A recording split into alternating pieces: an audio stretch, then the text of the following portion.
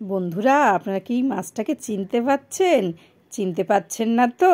তাহলে চলুন আমি বলে দিই। এইটা হচ্ছে লোটে মাছ। নমস্কার বন্ধুরা, সাহাবাড়ির রান্নাঘরে আপনাদের সবাইকে স্বাগত। আমি শম্পা সাহা। আজকে করব লোটে মাছের ঝাল। লোটে মাছের ঝাল খেতে কিন্তু খুবই সুন্দর হয়, তবে লোটে মাছও অনেক রকমভাবে রান্না করা যায়। এখানে আমি নিয়েছি 1 কিলো লোটে মাছ। ভালো করে কেটে ধুয়ে এই ঝুড়ির মধ্যে রেখেছিলাম যাতে জলটা ঝরে যায়। লোটে মাছে কিন্তু প্রচুর জল ওঠে, তাই এই ঝুড়ির মধ্যে আমি ধুয়ে রেখে দিয়েছি যাতে জলটা ঝরে যায়। আর নুন হলুদটা মাখিয়ে দিলাম, যেটুকু জল থাকবে ঝরে যাবে। তারপরে এখানে আমি 4টে পেঁয়াজ নিয়েছি। পেঁয়াজটা কেটে নেব ভালো করে। পেঁয়াজটা খোসা ছাড়িয়ে পেঁয়াজগুলো ধুয়ে নিলাম, নিয়ে এবারে পেঁয়াজগুলো কুচিয়ে নেব। লোটে মাছে কিন্তু পেঁয়াজের পরিমাণ একটু বেশি দিলে ভালো লাগে। এখানে অনেকে আবার আলু দিয়েও খায়, আলু দিয়েও ভালো লাগে। আমি আজকে আলু ছাড়া করব লোটে মাছ। দেখুন এখানে আমার পেঁয়াজগুলো সব কাটা হয়ে গেছে, আর আদা রসুনটা আমি আগে থেকে ছাড়িয়ে রেখেছিলাম। আদা রসুন নিয়ে নিলাম একটা মিক্সির বাটিতে, নিয়ে কিছুটা শুকনো লঙ্কা নিলাম।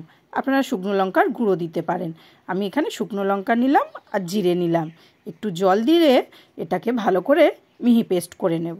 এই দেখুন হয়ে গেছে আমার পেস্ট করা। তারপরে আমি ঝুড়ি থেকে মাছগুলোকে নিয়ে নিলাম, নিয়ে তার মধ্যে দিয়ে দিলাম পেঁয়াজ কুচানোগুলো।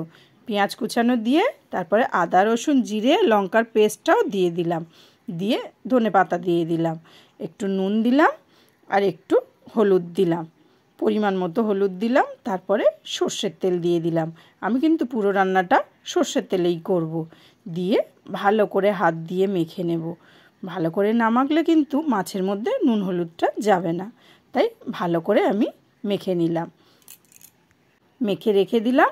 তারপরে কড়াই বসালাম, কড়াই বসিয়ে কড়াইয়ের মধ্যে ফোড়নে দিলাম তেজপাতা আর শুকনো লঙ্কা। আমি কড়াইতে কিন্তু সর্ষের তেলই দিয়েছি।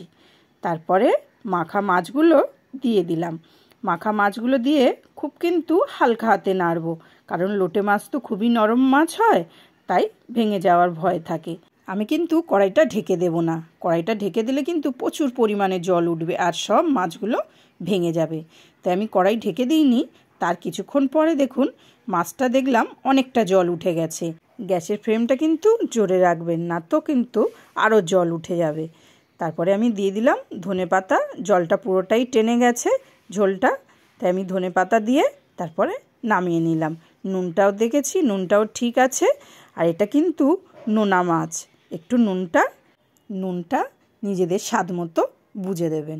এখানে হয়ে গেছে মাছটা, আমি নামিয়ে ফেলেছি। আপনারা কে কে এই লোটে মাছ খেতে পছন্দ করেন আমাকে কমেন্টে জানাবেন কিন্তু।